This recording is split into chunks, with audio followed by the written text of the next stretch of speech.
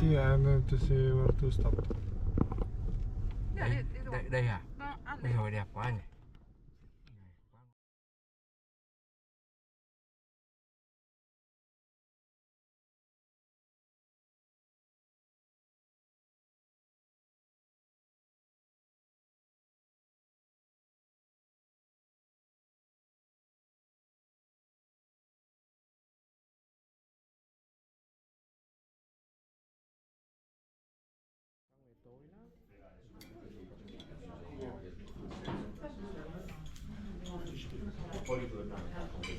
Posso fare assaggiare? No, ma grazie.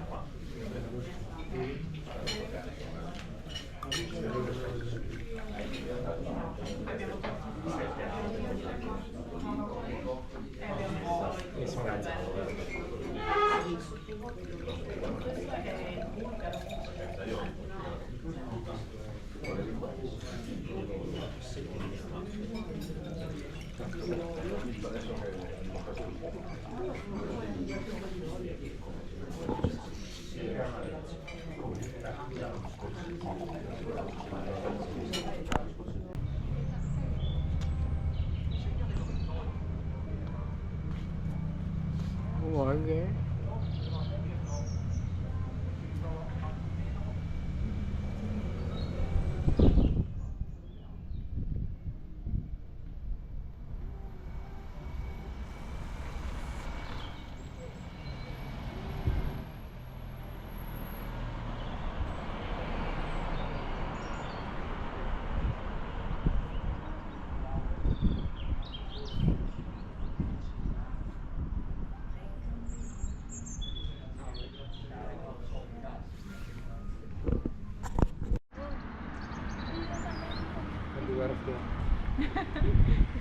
Nó có cái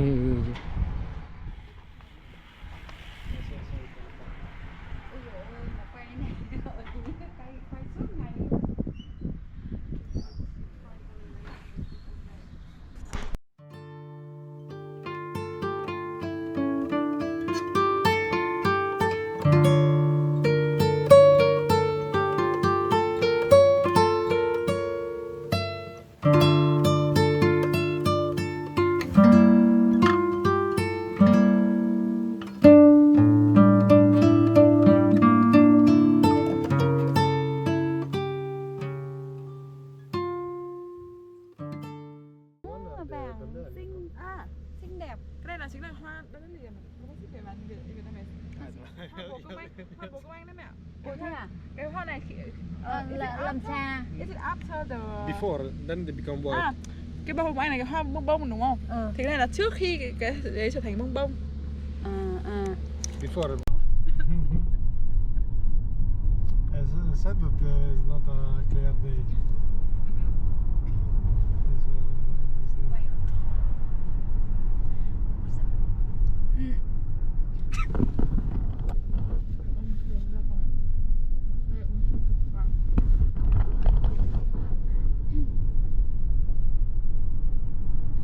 Đẹp nha.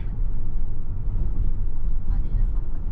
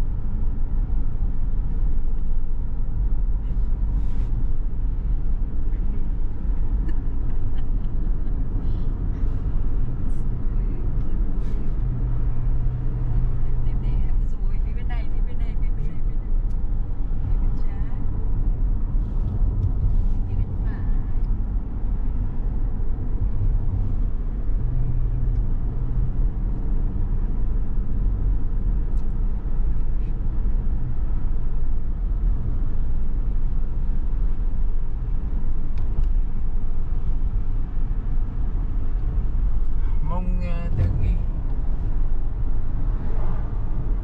Quay sâu ở hai bên đường như là đường trên đường.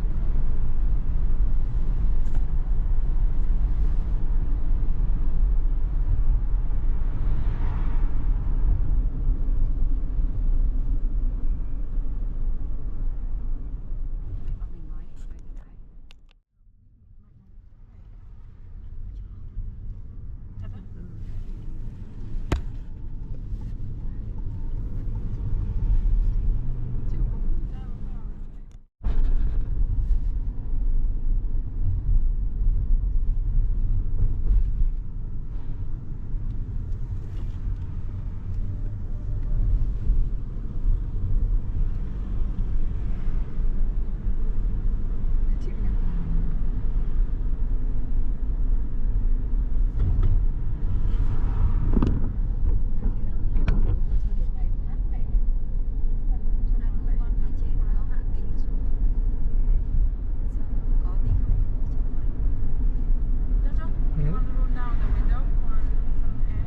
What?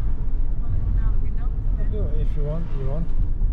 I'm okay, worried about you. If I'm you guys both up there want to have some fresh air. okay, if you're okay. Later we will pass, when we are close to Montrigioni, there will be the castle on top. It's nice. Thì nó ở Monterey có cả lâu đài cả.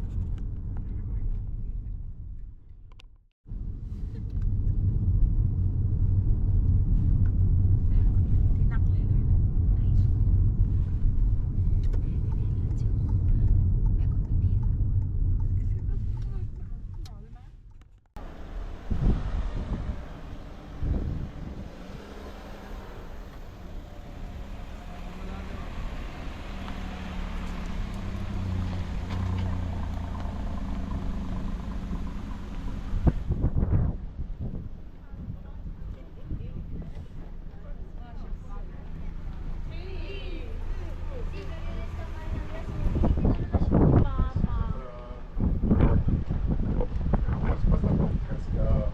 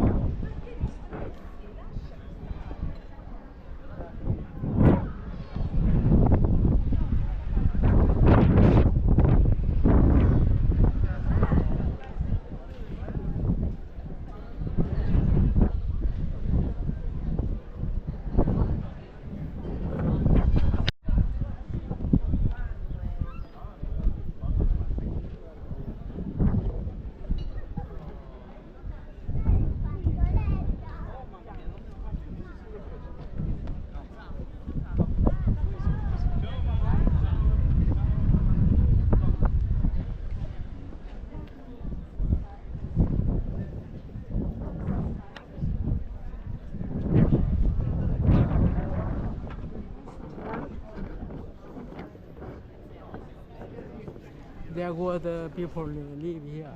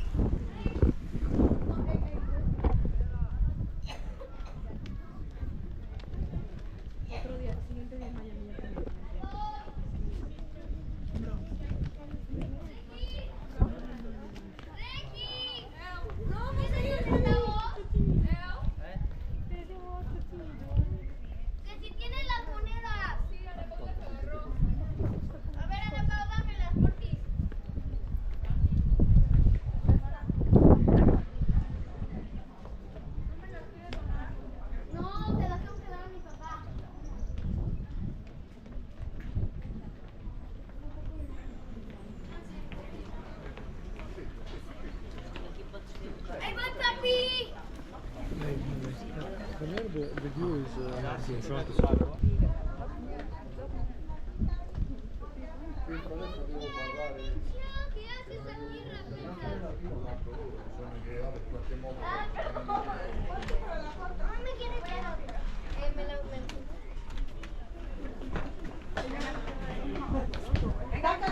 No, pero es que hay gente más. Vengan. A ver, vamos a poner atrás. No, ya me dio. Mami, no, ya. ¡Ey! Está todo el mundo esperándonos. ¿Por qué? Ya, no, ya, y yo.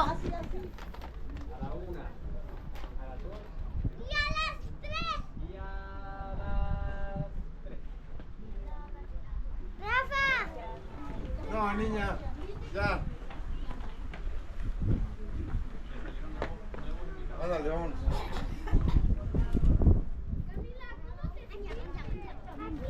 No, ya.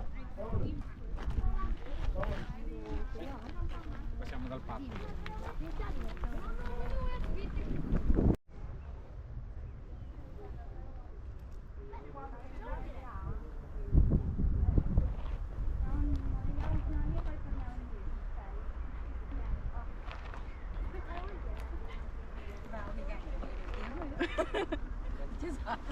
Thật ra là chia tí phần đấy mẹ.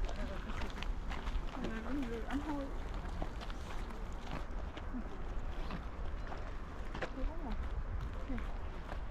Đứng đây con chồng trẻ.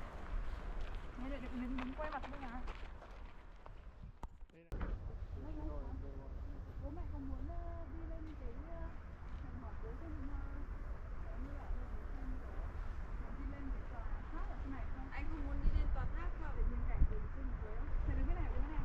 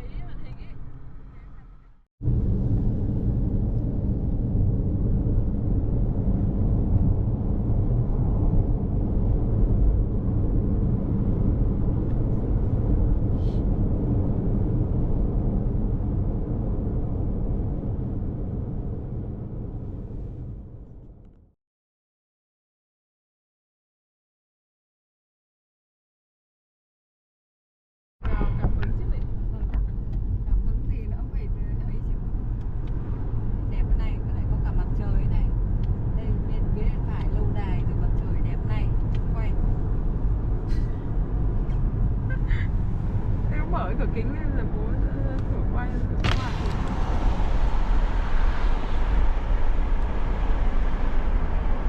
Bố nghĩ là ở đây có khi là hé cửa ra.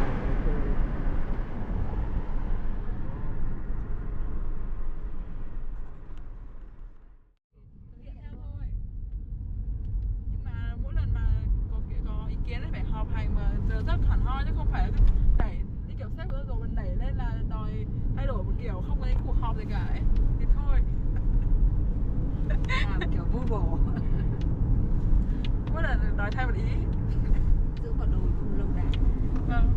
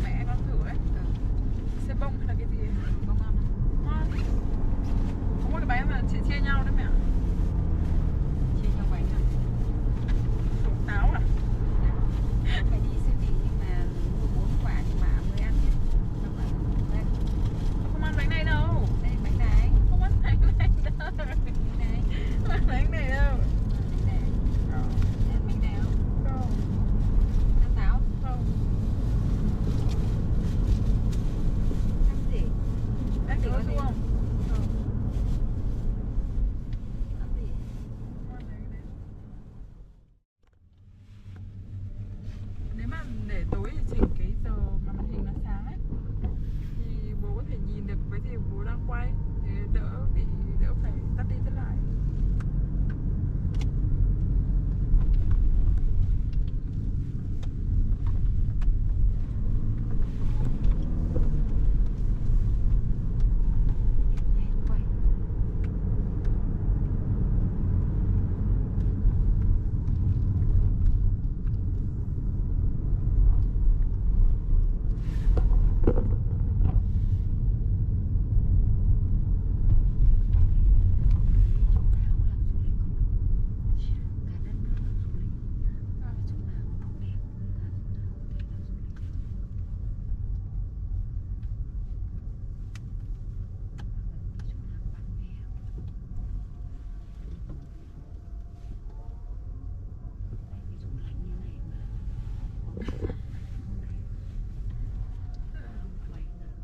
Thế giờ đây là trường học đấy, bọn học sinh đi du lịch theo trường.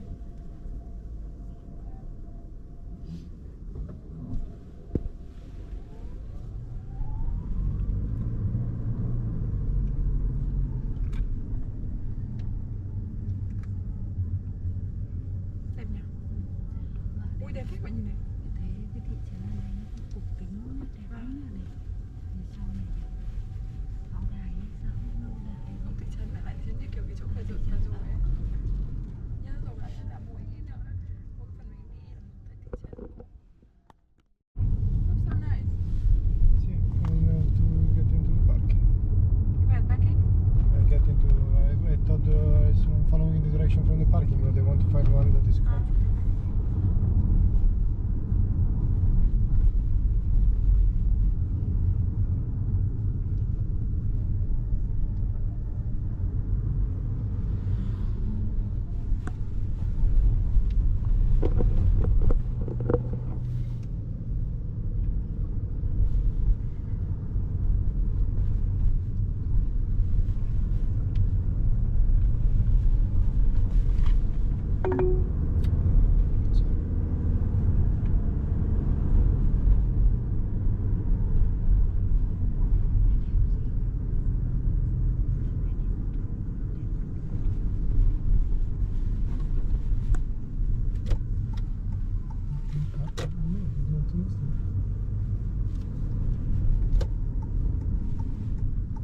Parking was 200.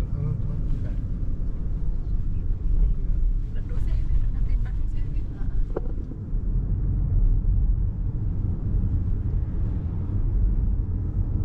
Mẹ này ở đây.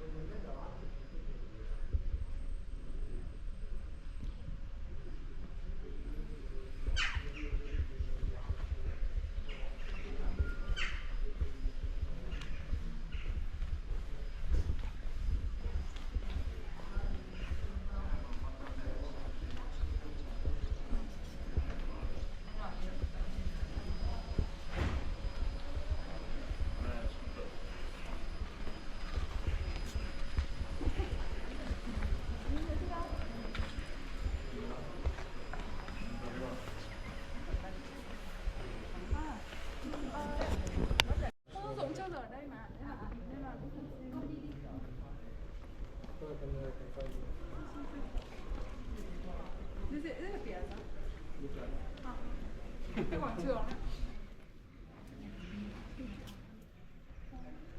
But actually, the piazza, this is the church. The piazza is there.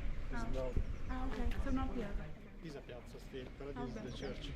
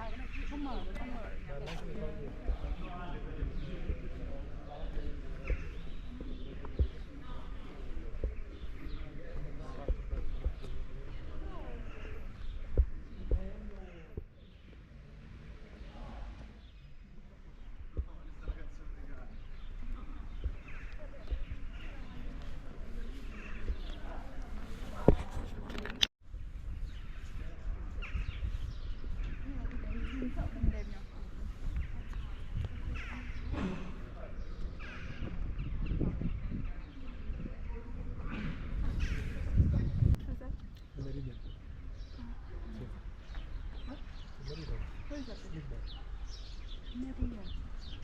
Meridian. I don't know.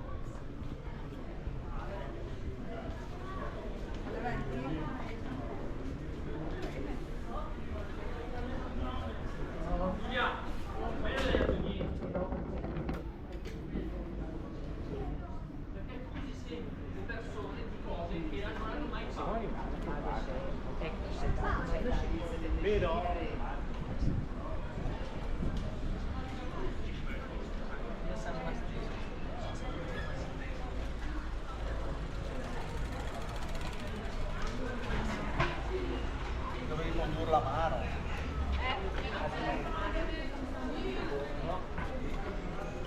Noi massimo siamo fermi, quindi condurre a mano. Ma hai perso la fascia della ricerca, mi hai perso. Dov'è?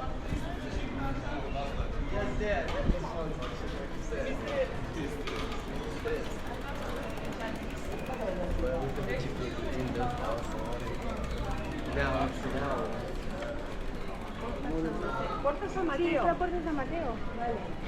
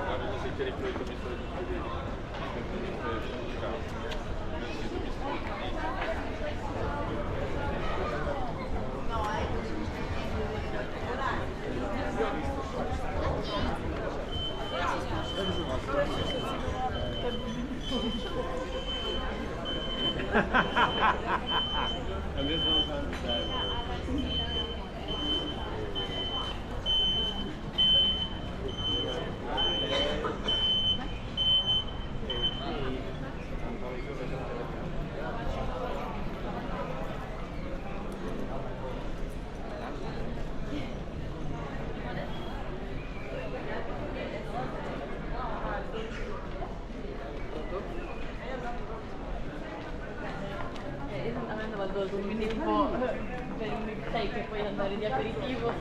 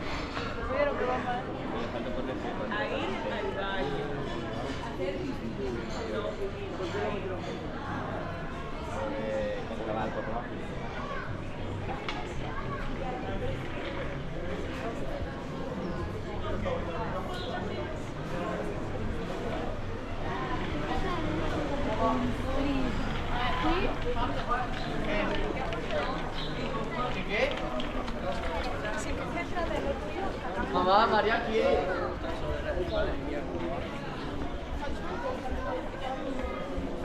Собственно, это московский центр для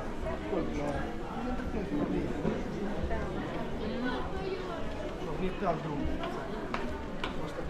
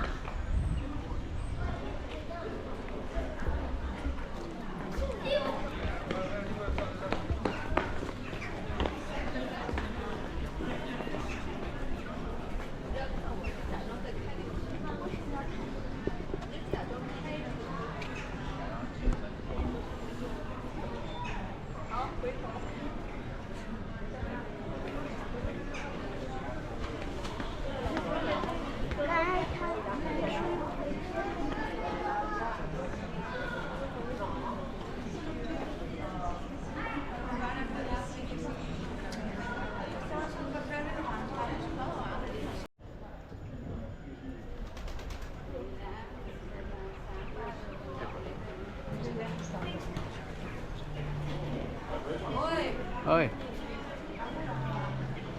Nhanh lên quay ngược thôi. Ừ.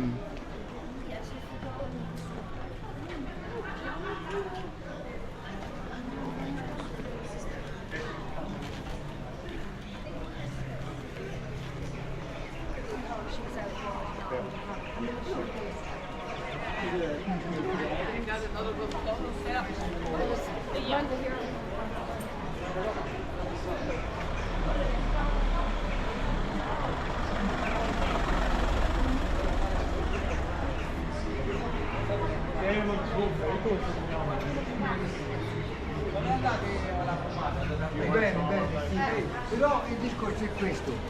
Quando